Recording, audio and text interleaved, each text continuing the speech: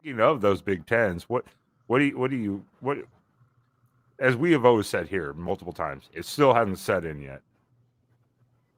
It's not there. Like right now, your flag is just Oregon. Obviously, you see on mine, you can see the Pac-12 logo. I'm gonna have to change that next season.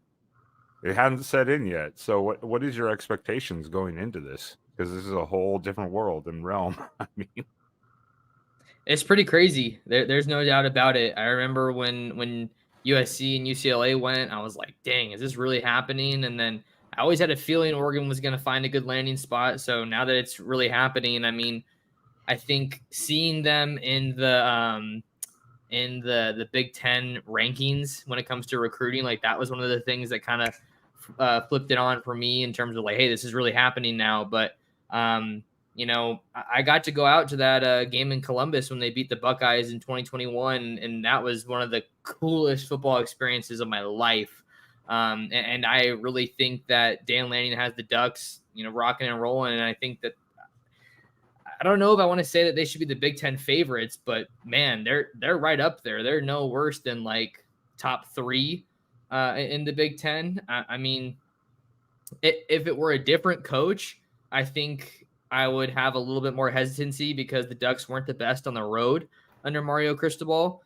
But Dan Lanning's teams show up, man. Like I feel like he's really got the culture that he wants in place. He's bringing the guys in that he wants to and he needs to.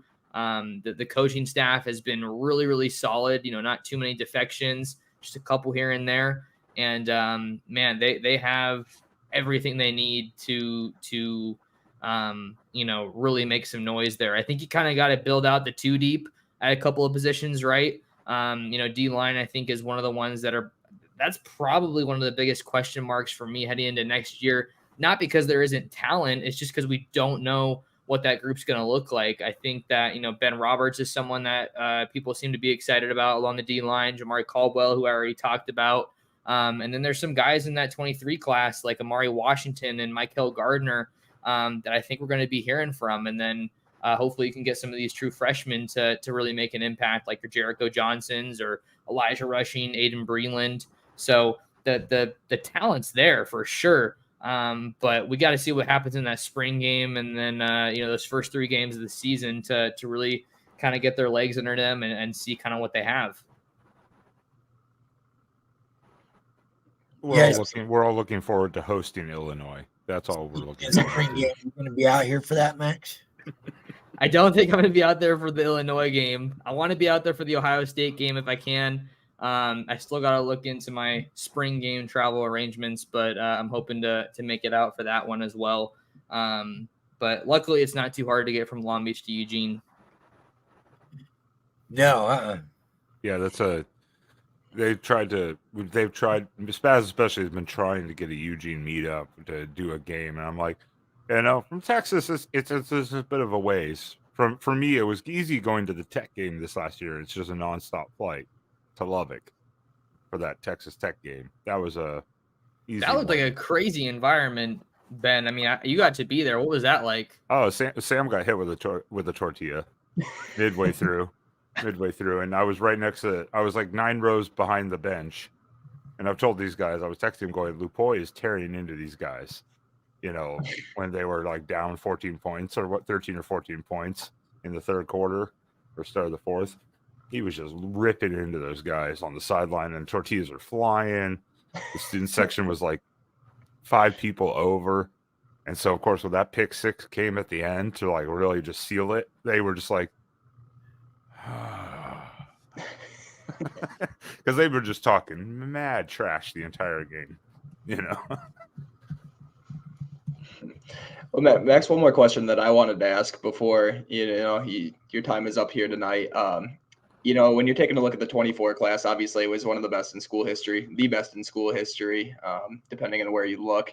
It's easy to look at guys like Elijah Rushing and Jeremiah McClellan, even Aaron Flowers, some of these top 100 guys. But when all's said and done, say we're sitting 2-3 years down the road here, who is kind of an underrated, under the radar type of guy that you think could end up being, a staple of this Oregon Ducks team going forward? Ooh, love that question. Man, again, really hard to give just one answer. Dylan Gresham is a guy I'm excited about. Roger Saliapaga is another one. I think with Dylan Gresham, I mean, he just had such a crazy junior year that it would be hard for anybody to follow up that kind of production their senior year.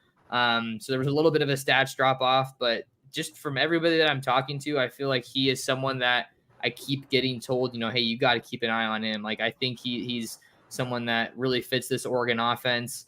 Junior Adams, I think, kind of found a little bit of a diamond in the rough kind of a deal.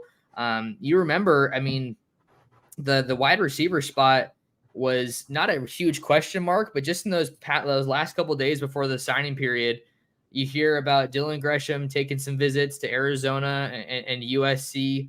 And then, maybe you were just going to have him and Jack Wrestler, but then the Ducks flip McClellan and Pelham as well. And then they also get Bear, who's 2 years out. But I think Dylan Gresham is going to be a guy that is probably going to be a mainstay. And then I'm also going to talk about Saliapaga, kind of a wide receiver tight end hybrid. I think he definitely reminds me a lot of Terrence Ferguson coming out of high school, just in the way that he got used. Got moved all over the place. Not necessarily your true tight end, like a guy who puts his hand in the dirt a lot, but crazy ball control, can make something happen after the catch. And I think that with the guys that Drew Maringer's brought in, Kenyon Sadiq flashed a little bit as a true freshman, but obviously not a whole lot of opportunity with Herbert and Ferguson there. I think that Saliapaga is a guy that we could be singing Drew Maringer's praises for in a couple years from now.